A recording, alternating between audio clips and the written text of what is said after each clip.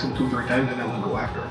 I don't want to be, and I was thinking about this the other night, and I started to worry because I feel like I'm starting to become that parent. Now I know, every household has that one parent where you're the bad guy, usually, no matter what. And it's like I started to kind of feel like I was becoming that parent. I was just sitting there looking at it and going, you know what? I need to like hold up a little more on this, because it's like I realized I just bathed him and everything for the last maybe 5 minutes. So don't do that. Stop doing that. Come here, please.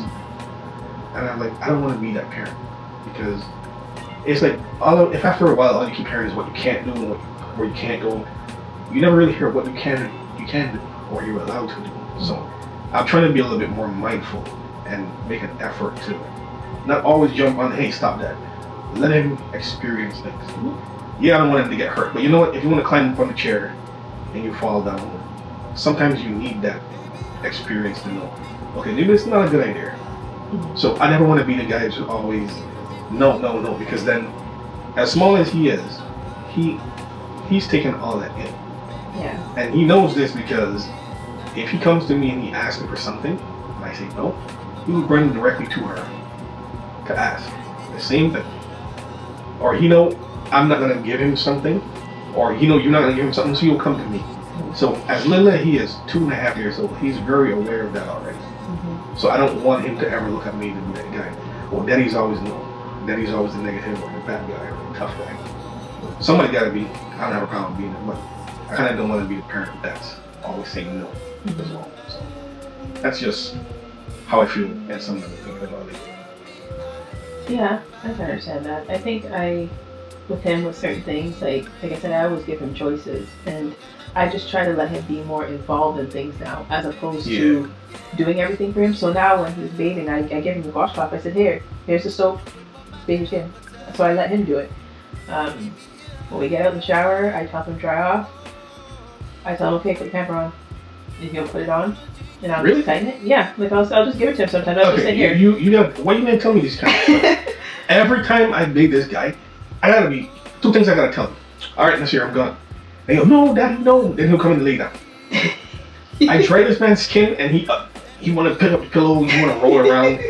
Every night I bathe this guy every morning. It's the same thing. I'm like, next year we do this every single time. So I'll pick up the stuff. I'm like, all right, bye.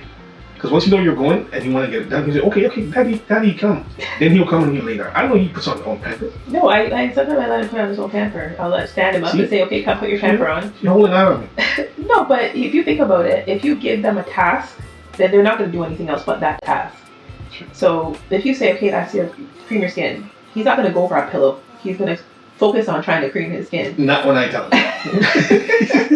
I gotta tell him I'm going. I pick up the stuff and I go, all right, see you later. I'm going downstairs.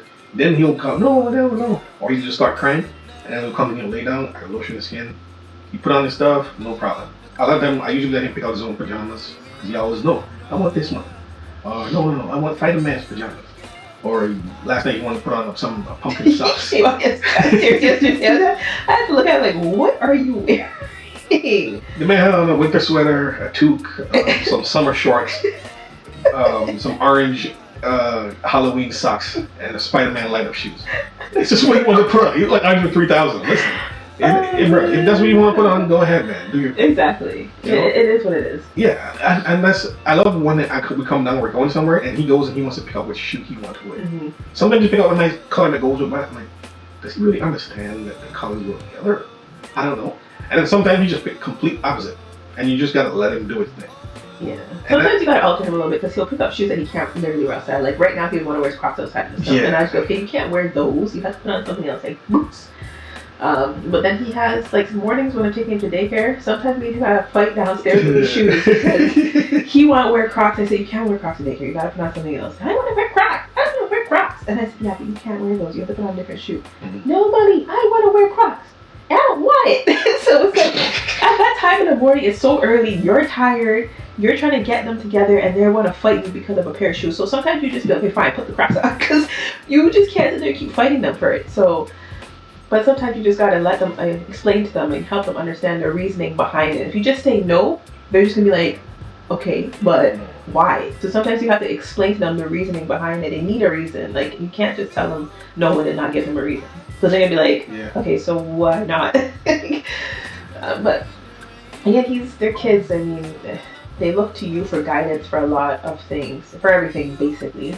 Yeah. But at the same time, they're gaining independence, and when they're gaining their independence and they're going through that stage, you have to let them go through it. When you see them, like I was watching something on Instagram, a lady was talking about her toddler boy and how she doesn't do whatever he wants. If he wants to jump off of him, she lets him do it, because she's like, they're not doing it because they want to hurt themselves. They're doing it because that's how they're building their development. Like, they're trying to see, okay, if I jump off of this, what's going to happen? That's how they understand and learn things. If you stop them, they're not going to develop that. So you kind of have to let them figure that stuff out and let them understand, okay, if I jump off this, I'm going to land on my feet or I'm going to fall.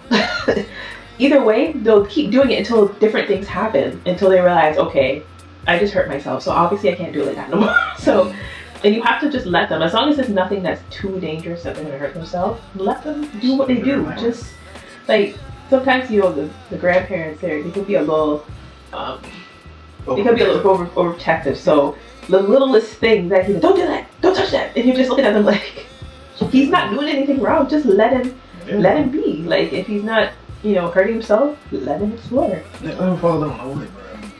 Yeah, the grandparents are always overprotective. Let him get some bruises. It's part of growing up. Yeah. Because if you fall down a bunch of times and get bruises, you probably will try not to fall down. So, you know what I mean? Rather than always trying to catch her, or, you know, don't let him walk. Cause I've seen him fall down a bunch of times. I don't even pick him up. Come on, man, let's go. Yeah, I don't. Yeah, don't sit there and cry. Get up, let's go. And after a while, he just gets it. Now you run, he'll fall on unless he really hurts himself. Mm-hmm. I wouldn't even say hurt. He just want to complain. Yeah. So like he'll just fall on easy and you go, you balling up. Mommy, I hurt. You come in because it's okay. Yeah, he's done. So I'm like, I know you get really hurt. You're just trying to look for some attention. Yeah. But he gets up and he just goes again. Cause that's just what it is, and that's what life is. I had someone tell me that like, I'm a rough mom, and I'm like, what do you mean by rough? Really? Yeah, like, and because they say mothers are so protective, so like they're the ones that are always like, oh, don't do that, don't touch this. As soon as but I don't do that. Like, if he falls down, I literally just stare at him like, come on, let's go. Like, I don't pick him up and be like, oh, are you okay? Like, I don't do that. No. So people are like, oh, you're so like kind of rough for a mom. I'm like, I don't think I'm rough like for a mom. A relative. I don't think I'm rough for a mom. I just know like how I was raised, and I have a brother, an older brother. So he didn't raise me, not didn't raise me, but like he didn't teach me to be no softie. Like, he would purposely push me on the ground, like just to tell me, like, he used to do those things to me. But yeah, no, don't do that. But it wasn't because he was trying to be mean. It was because he was just trying to teach me like how to be tough. Like, just because you're a girl doesn't mean that you have to be soft. Like, you have to be tough. So now I have like that tough exterior with me. So I just do that with him. I don't push my child to the ground, obviously not. But if he falls down or if he's gonna go and do something, like, I'm not concerned. Like, before I used to have to ask him. Now you don't even need to ask him. Mm-hmm. Like, he fall up, he's like, I'm okay, daddy. I'm like, all right, man. All right, go again. So again, I just ask him. I'm not picking him up or nothing like that. It's just, you okay, Nasir? He said yes or no, or you cry or whatever. But now he gets up, you say, I'm okay. Sometimes you ain't even paying him no mind. Mm-hmm. He just hit his head a little bit or something. He's like, I'm okay, daddy. I'm like, yes, man, I'm okay. Okay. I'm like, I know you're okay. You gotta tell me you're okay. But he just, you know, he just has that awareness now where if he even see like you get hurt, he asks you if you're okay.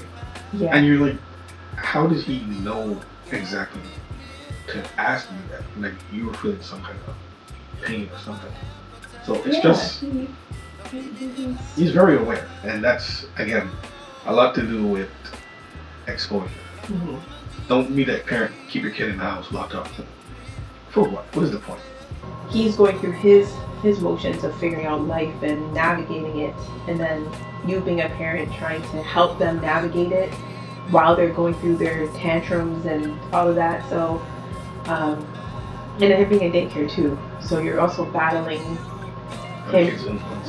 picking up stuff from other kids, and then you're trying to like figure out, okay, how do I how do I fix this? And it's kind of hard because he's at daycare every day, so he's constantly seeing the behavior of other children. So he comes home and he's like, oh, I can do this and I can do that, and I don't have to listen to you because I don't want to. You know, it's like, and you're sitting there as a parent and like just rubbing your head like, oh my gosh, like can you just cooperate? But I just try to remember that he's trying to figure out his own personality. Like he's trying different things to figure out who he is as a person. So Yeah.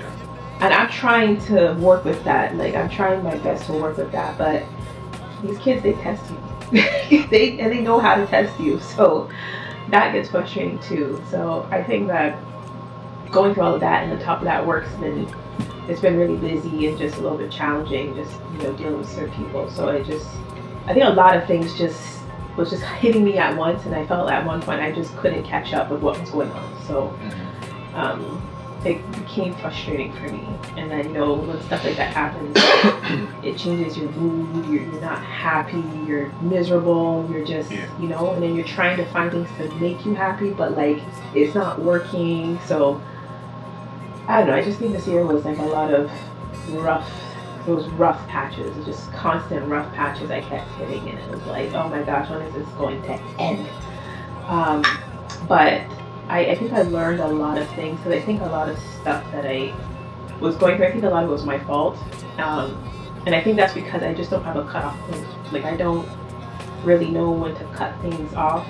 I kind of just keep going and going and going. Like I don't just say, okay, that's enough. Like I'm always on the go. So I feel like I wasn't really pouring into myself enough this year. I was pouring into other things all the time.